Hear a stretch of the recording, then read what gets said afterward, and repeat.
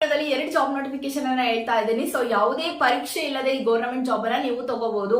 PUC 10th ಆಗಿದೆ ಅಂತಂದ್ರೆ ಅಪ್ಲೈನ ಮಾಡಿ, ಫೀಸ್ ಕೂಡ ಇಲ್ಲ. ಯಾರ ಅದೃಷ್ಟ ಹೆಂಗಿರುತ್ತೋ ಗೊತ್ತಿಲ್ಲ. ರಿಸರ್ವೇಶನ್ ಕೋರಿ ಅಂದ್ರೆ ಕನ್ನಡ ಮೀಡಿಯಂ ಗ್ರಾಮೀಣ ವಿಭಾಗನ ಅಪ್ಲೈ ಮಾಡಕ್ ಹೋದಾಗ ನೀವು ಕನ್ನಡ ಮೀಡಿಯಂ ಓದಿದ್ರೆ ಅದೆಲ್ಲ ರಿಸರ್ವೇಶನ್ ಮೀಸಲಾತಿಯನ್ನ ಕೋರಿ ಹಾಕಿದ್ರೆ ಅಂಡ್ ಈ ಕ್ಯಾಟಗರಿಗೆ ಅಂತಾನೆ ಒಂದಿಷ್ಟು ಪ್ಲೇಸ್ಮೆಂಟ್ ವೇಕೆನ್ಸಿ ಇರುತ್ತೆ. ಹಂಗಾಗಿ ನಿಮ್ಗೆ ಬೇಗ ಸಿಗೋ ಚಾನ್ಸಸ್ ಇರುತ್ತೆ. ಸೊ ಒಂದ್ಸರಿ ಟ್ರೈ ಮಾಡ್ರಲ್ಲ. ಫೀಸ್ ಇಲ್ಲ, SC/ST ಅವ್ರಿಗೆ ಫೀಸ್ ಇಲ್ಲ, ಉಳಿದವ್ರಿಗೆ ಮಾತ್ರ ₹100 ಈ ತರ ಫೀಸ್ ಇದೆ. ಸೊ ಇಲ್ಲಿ ಬಂದ್ಬಿಟ್ಟು ಬೆಳಗಾವಿ ಕೋರ್ಟ್ ಮತ್ತೆ ಬಳ್ಳಾರಿ ಕೋರ್ಟ್ ಅಲ್ಲಿ ಖಾಲಿರೋದು ಟೈಪಿಸ್ಟ್, ಕಾಪಿಸ್ಟ್, ಜವಾನ ಹುದ್ದೆಗಳಾಗಿರುತ್ತೆ. ಇಲ್ಲಿ ಸ್ಯಾಲರಿ 21,400 ರಿಂದ 42,000 ಪ್ರತಿ ತಿಂಗಳು ಸಿಗುತ್ತೆ ನಿಮ್ಗೆ. ಈ ತರ ಭತ್ಯೆಗಳು ಕೂಡ ಇರುತ್ತೆ. ಬೆಳಗಾವಿಗೆ ಏನಾದ್ರು ಅಪ್ಲೈ ಮಾಡ್ತೀರಾ ಅಂತಂದ್ರೆ ಏಪ್ರಿಲ್ 14ನೇ ತಾರೀಕೆ ಲಾಸ್ಟ್ ಡೇಟ್ ಆಗಿರುತ್ತೆ. ನೀವು ಸಾಮಾನ್ಯ ಮತ್ತೆ 2A 2B 3A 3B ವರ್ಗದವರು ಆಗಿದ್ದೀರಾ ಅಂತಂದ್ರೆ ₹300 ಫೀಸ್ ಆಗಿ ಕೊಡ್ಬೇಕಾಗುತ್ತೆ. SC/ST ಅವರು ಫೀಸ್ ಇಲ್ಲ, ಫ್ರೀ ಆಗಿ ಅಪ್ಲೈ ಮಾಡ್ಬೇಕು. ಆದ್ರೆ ಸೈಬರ್ ಸೆಂಟರ್ ಫೀಸ್ ಕೊಡ್ಬೇಕಾಗಿರುತ್ತೆ ನೀವು ಅಪ್ಲೈ ಮಾಡ್ಬೇಕಂದ್ರೆ.